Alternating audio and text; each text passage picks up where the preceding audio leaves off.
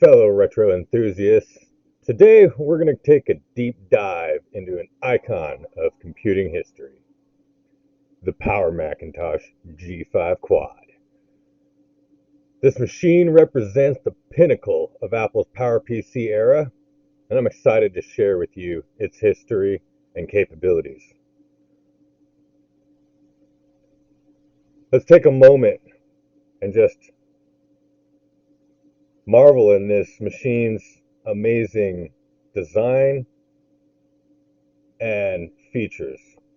As you can see, we have a dual water-cooled setup here.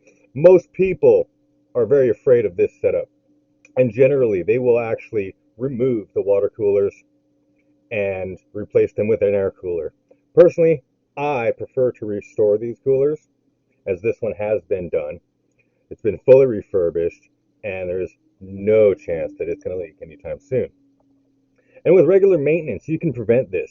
Being that it was a liquid-cooled computer in an era when liquid cooling wasn't really a thing for computers, and if they were always customized equipment, and generally they would be using automotive coolant. Such as this one here. It uses DexCool. In the early 2000s, Apple was pushing the boundaries with desktop computing. The introduction of the Power Mac G5 in 2003 marked a significant leap, boasting the world's first 64-bit desktop processor. But Apple didn't stop there. In October of 2005, Apple unveiled the Power Macintosh G5 Quad. This powerhouse, featuring two dual-core 2.5 GHz PowerPC 970 MP processors, effectively delivering quad-core performance, a first for Apple's desktop lineup. Let's go ahead and take a look at this machine's impressive specs.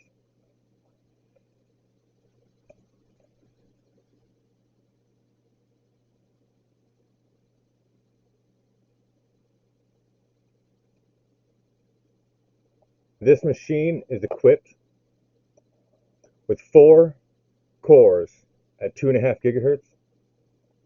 Let me go ahead and expand our window here so that you can actually see what we're seeing here.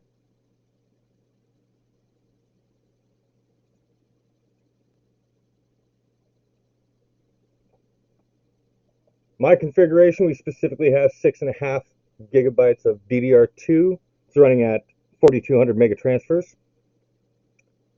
However, this machine was able to accept the staggering amount of 16 gigs of RAM. A substantial increase over most computers of the time. This one as well, you may notice. We'll go ahead and open up the more info. We have the most powerful graphics card Apple offered in this platform from the factory as an upgrade option. This is the Quadro FX 4500, the only 512 megabyte video card officially supported by Apple. There are some flash cards that you can get, namely the 7800 GT. And if you were trying to build this out for gaming, while this was not exactly meant for gaming, you could definitely upgrade with a 7800 GT flashed with a custom firmware and reap the full benefits of this tower. The other amazing graphics card offered by this platform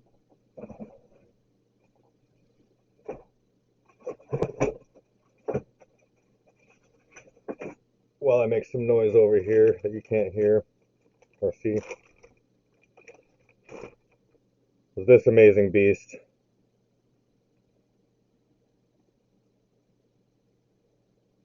The Radeon X1900.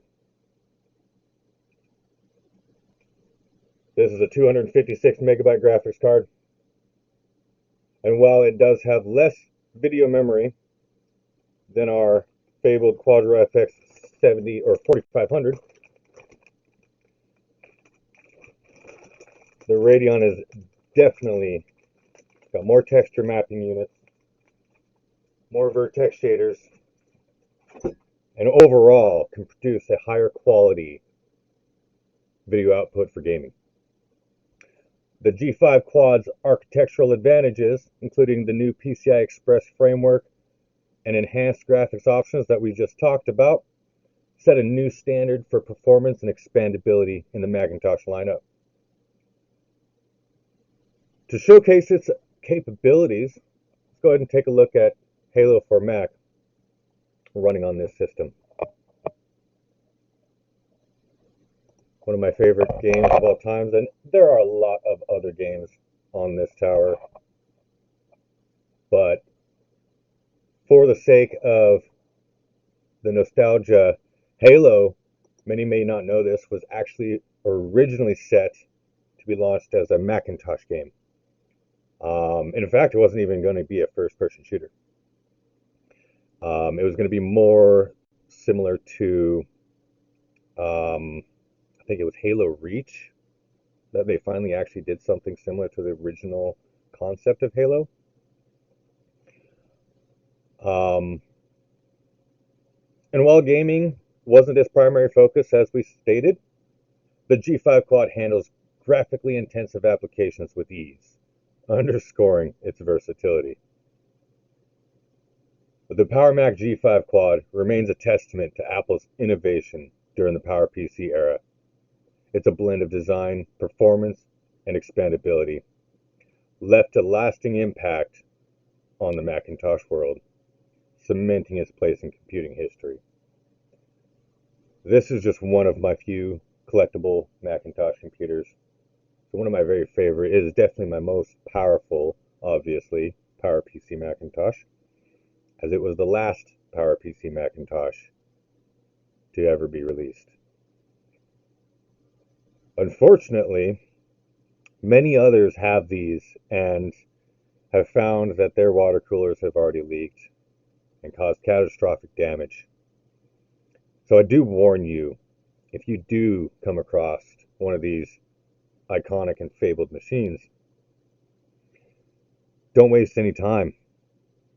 Remove that cooler and take a look at it, because it may already have signs of leaking, and if you're lucky, it'll only be leaking right at the pump housing, and it won't have actually gotten any damage into your power supply or your processor cards.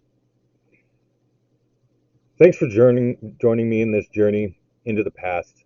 If you enjoyed this deep dive, don't forget to like, comment, and subscribe for more retro tech explorations. Until next time.